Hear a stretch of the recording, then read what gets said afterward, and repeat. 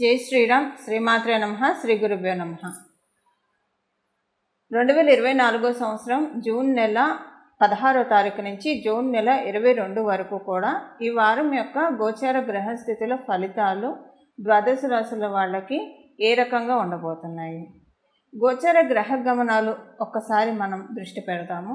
అన్ని రాశుల్లోకి మొదటి రాశి అయిన మేషరాశిలో మేషరాశికి అధిపతి అయిన మంగళుని సంచారం జరుగుతూ ఉంది. అలాగే వృషభ రాశిలో గురుదేవుని సంచారం, బృహస్పతి సంచారం వృషభ రాశిలో ఉంది. మూడవ రాశి అయిన తృతీయ రాశి అయిన మిథున రాశిలో మూడు గ్రహాలు సంచరిస్తున్నాయి.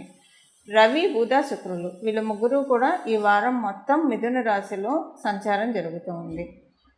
కేతు భగవానుడు కన్యా రాశిలో సంచారం, శనీశ్వరుడు కుంభరాశిలో సంచారం, రాహుదేవుడు మీనరాశిలో సంచారం. ఈ వారం యొక్క చంద్రుడు ఈ వారము కన్యా రాశి మొదలుకొని ధనుసు రాశి వరకు కూడా ఈ వారం ఆయన సంచారం సాగిస్తూ ఉన్నాడు. అంటే కన్యా రాశి, తులారాశి, వృశ్చిక రాశి, ధనుసు రాశి ఈ 4 రాశుల్లో ఆయన సంచారం ఉంటుంది. ఈ వారం యొక్క ఒక ముఖ్యాంశం ఏంటంటే మిథున రాశిలో ద్వాదశ రాశుల్లో కమ్యూనికేషన్స్ని సూచించే రాశి. నోరు మంచిదైతే ఊరు మంచిదని మన పెద్దలు అంటూ ఉంటారు. ఈ విషయం మనందరికీ తెలిసిందే. అలాంటి కమ్యూనికేషన్స్ని సూచించే రాశి, రైటింగ్ స్కిల్స్ని సూచించే రాశి. మన హాబీస్, మన ప్యాషన్ ఏదైతే ఉందో అది మనం ఎలివేట్ చేసుకుంటామో చేసుకోలేమో. జనరల్గా ఇది తృతీయ స్థానం నుంచి చూస్తాము. మనకి కాలపురుషుడి కుండలిలోంచి తృతీయ స్థానము మిథున రాశి కాబట్టి ఈ రాశిలో గ్రహత్రయం ఏర్పడింది. ఈ గ్రహత్రయం తృతీయ గ్రహం 3 గ్రహాలు ఈ రాశిలో సంచారం చేస్తూ ఉన్నాయి. రవి, బుధ, శుక్రులు. ప్రత్యేకించి బుధ భగవానుడు ఆ రాశ్యాధిపతి అవుతూ ఆ రాశిలో సంచారం సాగిస్తూ ఉన్నారు. ఇది ఒక ప్లస్. ద్వాదశ రాశుల వాళ్ళకి కూడా ఈ వారము 2 విశేషాంశాలు మనకి గోచార గ్రహస్థితుల రీత్యా ఉన్నది. మొదటి విశేషాంశం ఏంటంటే 2 గ్రహాలు స్వస్థాన గతులై 3 గ్రహాలు స్వస్థాన గతులై ఉన్నాయి. మొదటిది కుజుడు మంగళ్ మేషరాశిలో సంచారం సాగిస్తూ ఉన్నారు. బుధ భగవానుడు మిథున రాశిలో సంచారము, అలాగే శనీశ్వరుడు కుంభరాశిలో సంచారము. ఎప్పుడైనా ఏ గ్రహాలైనా ఉచ్చస్థానంలో ఉన్న స్వస్థానంలో ఉన్న మ్యాక్సిమం నెంబర్ ఆఫ్ ప్లానెట్స్ కనుక ఉచ్చస్థానంలో ఉన్న స్వస్థానంలో ఉన్న అది మనం శుభంగా పరిగణిస్తాము. అయితే ఇప్పుడు 3 గ్రహాలు వాటి స్వస్థానాల్లో ఉన్నాయి. స్వస్థానాల్లో ఈ 3 గ్రహాలు ఉంటూ ద్వాదశ రాశుల వాళ్ళకి ఈ వారం ఎలాంటి ఫలితాలు ఇవ్వబోతూ ఉన్నాయి, ఎలాంటి విషయాల్లో ముందడుగు పురోభివృద్ధిని సూచిస్తున్నాయి, తదితర అంశాలన్నీ కూడా మనం ఒకసారి తెలుసుకుందాము. మనం జనరల్గా మనం చూసుకుంటే అంటే ఇండివిజువల్గా కుండలీసుగా కాకుండా ఎవరి రాశిని బట్టి అని కాకుండా జనరల్గా తృతీయ స్థానంలో బుధుడు ఉంటే ఏ విషయాల్లో అంటే మిథున రాశిలో ప్రత్యేకించి బుధ భగవానుడు ఉండడము, అందులో మిథున రాశికి నవమాధిపతి అయిన శనీశ్వరుడు నవమ రాశి అయిన కుంభరాశిలో ఉన్నారు. ఇప్పుడు ఈ గ్రహ సంచారం బుధ భగవానుడు ఇక్కడికి రావడము, మిథున రాశిలో సంచారము ఏ విషయాల్లో అనుకూలంగా ఉంటుంది అని మనం ఒకసారి చూస్తే కనుక రాతకోతలకి సంబంధించిన పనులు అంటే రైటింగ్ వర్క్స్ అన్నీ ఎవరైనా సరే స్క్రిప్ట్ రైటర్స్ ఉంటారు వాళ్ళకి చాలా బాగా ఉంటుంది. కవితలు రాసేవాళ్ళు ఉంటారు వాళ్ళకి చాలా బాగా ఉంటుంది. బుక్స్ పబ్లిష్ చేసేవాళ్ళు ఉంటారు అంటే బుక్స్ రాసేవాళ్ళు ఉంటారు వాళ్ళకి వాళ్ళ పనులన్నీ కూడా ముందుకు వేగవంతంగా చకచకా సాగుతాయి. దాంతోపాటు కొంతమందికి కొన్ని హాబీస్ ఉంటాయి. ఆ హాబీస్ని వాళ్ళ వృత్తిగా మలుచుకోవడానికి లేదా ఆ హాబీస్ వల్ల వాళ్ళకి సాటిస్ఫాక్టరీ గెయినింగ్ పీరియడ్ అంటే వాళ్ళ హాబీ వాళ్ళకి డెఫినెట్గా తృప్తినిచ్చే విధంగా ఉండడానికి బుధ భగవానుడు మిథున రాశిలో ఉండి అన్ని విధాలైన ఆశీర్వాదాన్ని అందజేస్తున్నాడు.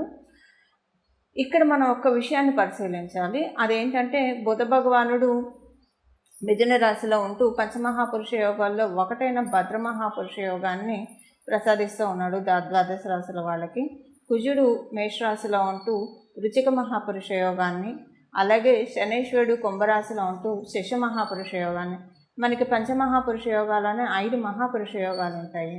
ఇందులో 3 మహాపురుష యోగాలు వరుసగా రుచిక భద్ర శశ మహాపురుష యోగం. ఈ 3 యోగాలు కూడా ఈ వారము ద్వాదశ రాశుల వాళ్ళకి అప్లికేబిలిటీ కానుంది.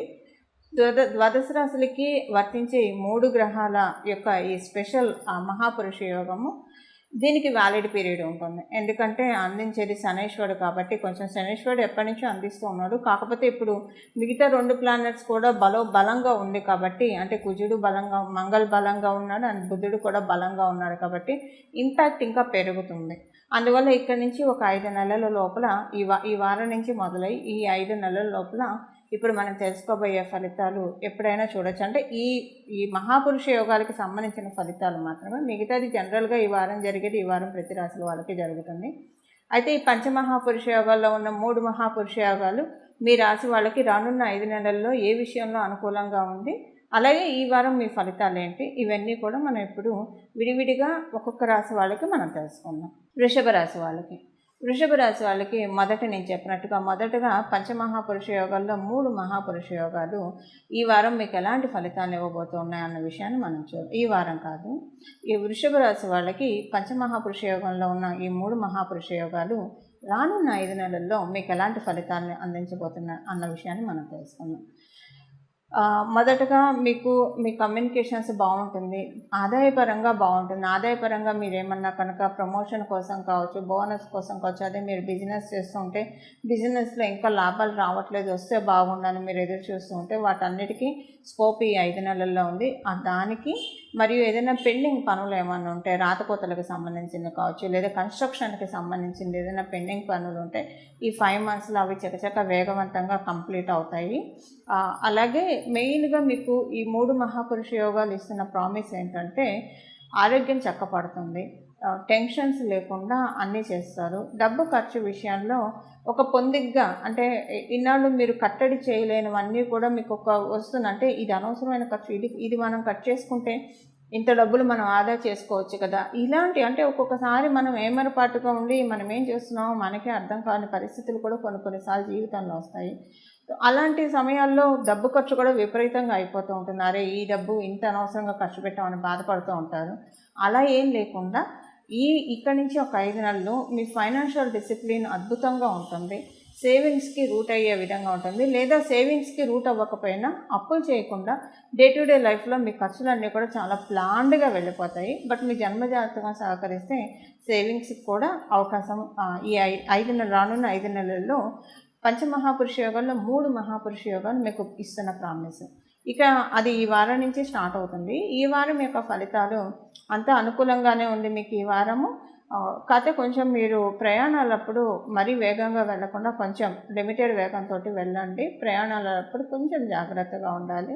అలానే ఆడవాళ్ళు అయితే ఇంట్లో ఏమన్నా కూరగాయలు అవి తొరిగేప్పుడు కొంచెం జాగ్రత్తగా చూసుకొని తొరగాలి. ఎవరైనా సరే, ఆడమగాని కాదు, ఇంట్లో వంట చేసేప్పుడు జనరల్గా కత్తి కానీ, కత్తిపీట కానీ, చాకు కానీ వాడేప్పుడు కొంచెం జాగ్రత్తగా చూసి వాడాలి. ఈ వారం కొంత రక్త దర్శనం అవుతుంది కాబట్టి అందువల్ల కొంచెం మీరు ఏమరపాటుగా లేకుండా మీరు అలర్ట్గా ఉంటే కనుక అసలు అది చూసే ఇది కూడా మీకు ఉండదు. మిగతా విషయాలంతా కూడా వృషభ రాశి వాళ్ళకి ఈ వారం బాగుంది. వృషభ రాశిలో పుట్టిన వాళ్ళకే కావచ్చు, అలాగే వృషభ లగ్నంలో పుట్టిన వాళ్ళకి మిగతా విషయాల్లో అంతా బాగా ఉంది, ఎలాంటి ఇబ్బంది లేదు. మీరు డ్రైవింగ్ స్పీడ్ ఒకవేళ మీరు బాగా లిమిట్లెస్ స్పీడ్లో వెళ్ళే వాళ్ళైతే కంట్రోల్లో పెట్టుకోవాలి. కంట్రోల్లో వెళ్ళే వాళ్ళు ఈ పాయింట్ ఇగ్నోర్ చేసేసేయండి. కొంచెం జాగ్రత్తగా చూసుకుంటూ వెళ్ళాలి. అలాగే ఈ ఇంట్లో కూరగాయలు అవి కట్ చేసేప్పుడు, పళ్ళు కానీ కట్ చేసేప్పుడు కొంచెం జాగ్రత్తగా ఉంటే కనుక మిగతా విషయాల్లో అద్భుతంగా ఉంది. ఈ 2 విషయాల్లో జాగ్రత్తలు తీసుకుంటే ఈ వారం అంతా కూడా వృషభ రాశి వాళ్ళందరికీ చాలా చక్కగా ఉంది. పరిహారము, మనం ఏం పరిహారం చేసుకుంటే ఈ మహాపురుష యోగాలు మనకి ఇంకా కొంతమందికి జన్మకుండలిలో యోగాలు ఉంటాయి, ఉండవు. కొంతమందికి జన్మకుండలిలో కనుక అవయోగాలు ఉంటాయి. గోచారంలో యోగాలని వాళ్ళు పూర్తిగా వడిసి పట్టుకోలేరు. అలాంటి వాళ్ళందరికీ కూడా గోచరంలో వచ్చే యోగాన్ని ఒడిసి పట్టుకోవడానికి ఏం పరిహారం చేసుకోవాలో ఇప్పుడు మనం చూద్దాం. ప్రతి ఒక్కరూ కూడా ఈ వారం మొత్తము విష్ణు సహస్రనామం చదవడం కానీ వినడం కానీ చేస్తే చాలా మంచి ఫలితాలు వస్తాయి.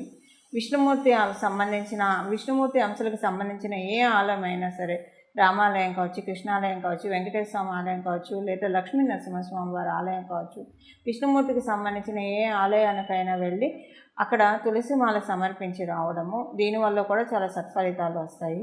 ఏదో ఒకరోజు ఈ వారంలో ఒక్కరోజైనా సరే విష్ణుమూర్తికి సంబంధించిన ఆలయాలకు వెళ్ళి అక్కడ తులసిమాల సమర్పించి స్వామివారికి పెరుమాళికి తులసిమాల సమర్పించి స్వామివారి ఆశీర్వాదం తీసుకొని రావడం వల్ల ఈ మహాపురుష యోగాలు ఇప్పుడు ఒక్కొక్కసారి కొంతమంది జన్మజాతకాలు ఎలా ఉంటాయంటే వాళ్ళ జాతకంలో ఇప్పుడు గడ్డివాము దగ్గర కుక్కలాగా ఉంటుంది, అది తినదు, ఆవుని తిననీయదు అన్న చందాన వాళ్ళ జాతకంలో యోగాలు ఉండవు. సరికదా గోచారంలో ఎప్పుడైనా యోగాలు వచ్చినప్పుడు ఈ కుండలీలో ఉన్న అవయోగాలు ఆ యోగాన్ని మింగేస్తూ ఉంటాయి.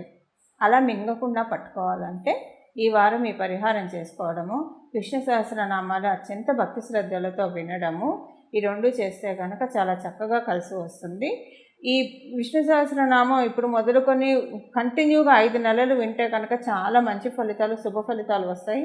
కానీ కనీసం ఈ ఒక్క వారం వరకైనా వినడానికి భక్తి శ్రద్ధలతోటి ప్రతి ఒక్క అక్షరం కూడా, విష్ణు సహస్రంలో ఉన్న ప్రతి ఒక్క అక్షరం కూడా ఆకలింపు చేసుకోవడానికి ప్రయత్నించండి. తద్వారా విష్ణుమూర్తి ఆశీస్సులతోటి, స్థితికారకుడైన శ్రీమన్నారాయణ ఆశీస్సులతోటి మన స్థితిని బాగుపరుచుకునే విధంగా ఉపకరిస్తుంది శ్రీమన్నారాయణుడి ఆరాధన. ఇలా మీరందరూ చేసుకోవాలని భావిస్తూ చేసుకుంటారని చెప్పి ఆశిస్తూ మంగళం. నమో భగవతే వాసుదేవాయ.